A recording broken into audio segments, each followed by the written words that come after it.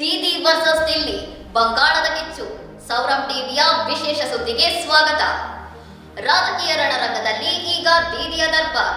ಸೋತರೂ ಬಗ್ಗದ ಬಂಗಾಳದ ಹುಲಿ ಮಮತಾ ಬ್ಯಾನರ್ಜಿಯವರ 3 ಹೇಳಿಕೆಗಳು ಇಡೀ ದೇಶದ ರಾಜಕೀಯ ಸಮೀಕರಣವನ್ನೇ ಬದಲಿಸಿವೆ.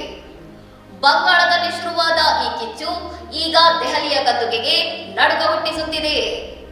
ಚುನಾವಣೆಯಲ್ಲಿ ಸೋತ ಮೇಲೆ ರಾಜೀನಾಮೆ ಕೊಡುವುದು ಸಂಪ್ರದಾಯ. ಆದ್ರೆ ನಾನು ಸೋತೇ ಇಲ್ಲ, ಇನ್ನು ರಾಜೀನಾಮೆ ಪ್ರಶ್ನೆ ಎಲ್ಲಿಂದ ಬಂತು ಎಂದು ಗುಡುಗಿರುವ ಮಮತಾ. ಈ ಬಗ್ಗೆ ಒಂದು ವಿಶೇಷ ವರದಿ.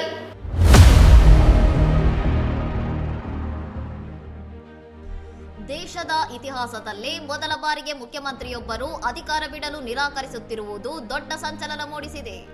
ಪಶ್ಚಿಮ ಬಂಗಾಳದಲ್ಲಿ ಈಗ ಸಂವಿಧಾನಾಡಳಿತ ನಡೆಯುತ್ತಾ ಅಥವಾ ಸಂಘರ್ಷದ ಹಾದಿ ಹಿಡಿಯುತ್ತಾ? ಕೇವಲ 80% ಚಾರ್ಜ್ ಇರುವ ಇವಿಎಂ ಮಿಷನ್ಗಳ ರಹಸ್ಯವೇನು? ಬಿಜೆಪಿ 100 ಸೀಟುಗಳನ್ನು ಲೂಟಿ ಮಾಡಿದೆ ಎನ್ನುವ ದೀದಿ ಆರೋಪ ಈಗ ಚುನಾವಣಾ ಆಯೋಗವನ್ನೇ ವಿಲನ್ ಸ್ಥಾನದಲ್ಲಿ ನಿಲ್ಲಿಸಿದೆ.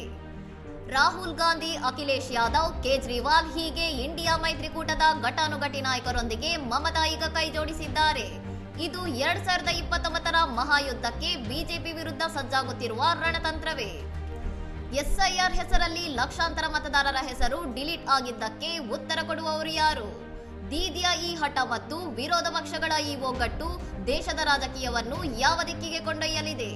ಇನ್ನಷ್ಟು ಸುದ್ದಿಗಳಿಗಾಗಿ ನೋಡ್ತಾ ಇರಿ ಸೌರಂ ಟಿವಿ.